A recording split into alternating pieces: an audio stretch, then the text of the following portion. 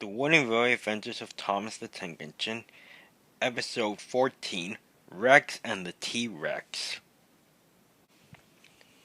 Summer was approaching on the island of Solar, but Mike the Arstow engine was feeling ill. It was clear that Mike needed new parts, but when he was taken to the steamworks, Victor and Kevin didn't have the right parts for him.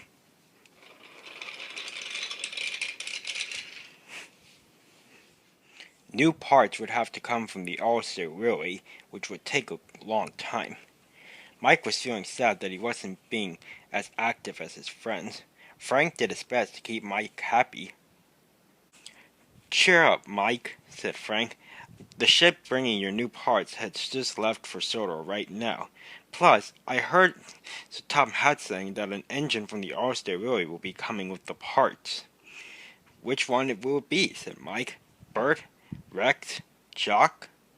"I don't know," said Frank. "He wants to keep it a surprise.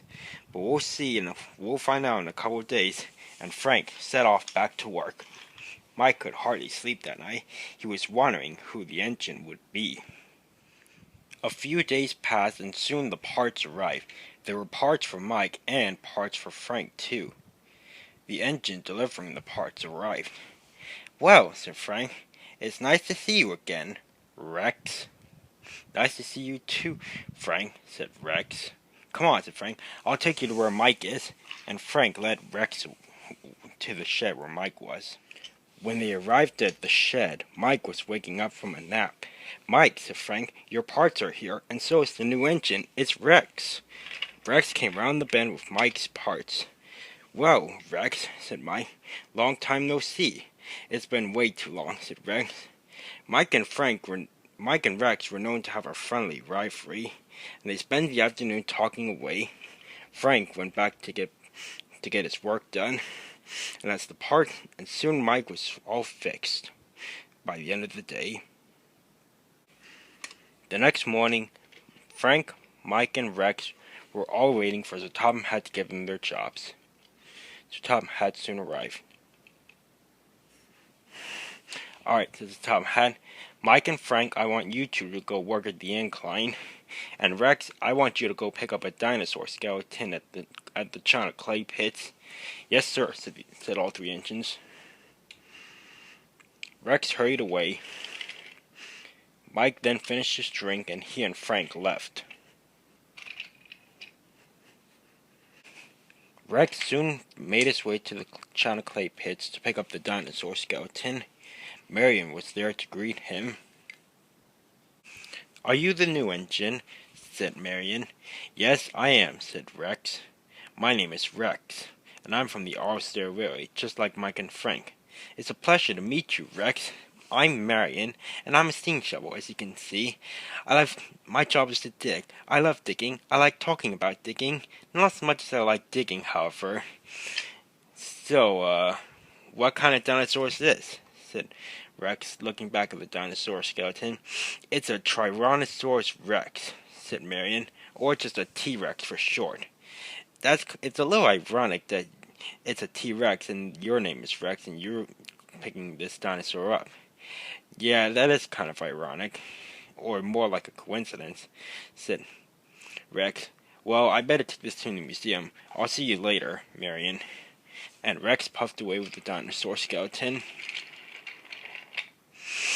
Marion was about to get back to work, but shortly after Rex left, Timothy arrived with a brake van. "Did Rex just leave already?" he said. "Yes," said Marion. "He needs this brake van," said Timothy. "That dinosaur is very heavy." But Rex was already gone. Rex soon came to a hill. But unfortunately, like Timothy had said, the dinosaur skeleton was very heavy. It was so heavy that the coupling snapped, and the dinosaur raced away. And without a brake van, it couldn't stop.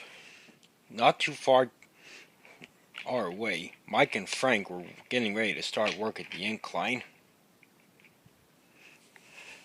They were waiting at the bottom of the hill for the loaded cars to come down and then pull the empty cars up, but nothing was happening. Said Mike. "I wonder what the holdup is." Just then, Barry the rescue engine arrived. "There's something wrong with the incline," he said. "Can you two go up there and see what's the matter?" "We sure can," said Mike. "Hold tight, Frank. We're going up," and Mike and Frank shot up the incline. Mike and Frank raced up and stopped at the top of the incline. "Please don't go so fast up the hill, Mike," said Frank. "It makes me nervous." "Sorry," said Mike, "but we had to get a good run at it." "What's the problem?" said Frank. "Well, it seems one of the sleigh cars has come off the rails," said Mike, "and is holding up the rest of the line. If the cars try to continue, they'll fall off the track. This is an easy fix." Just then, Mike saw something below. "Look," he said, "it's Diesel. On his way to pull a train, perhaps." But instead of following the main line, Diesel went down a siding that led to some buffers. Mike, however, had turned his attention back to the cargo cars. Just then, Frank saw something down below. "Hey, Mike," said Frank, "what's that down there?" "I can't tell," said Mike, "but whatever it is, it's coming up fast."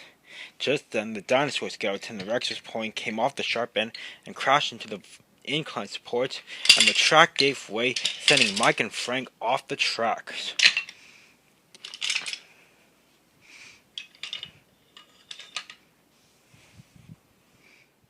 The cleanup crew arrived and began cleaning up the mess immediately. Sir Topham Hatt was talking to Rex. "I'm very sorry, sir," said Rex.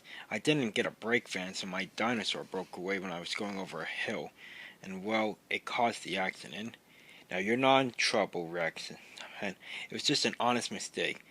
It seems every new engine that arrives on Sodor makes a mistake on their first day." "You're not in too much trouble, Rex." "Still," said Rex, "I brought Mike new parts yesterday, and now he needs new parts again, and so does Frank." Ugh. Rex was feeling sad, and he puffed away. So Tom had sighed.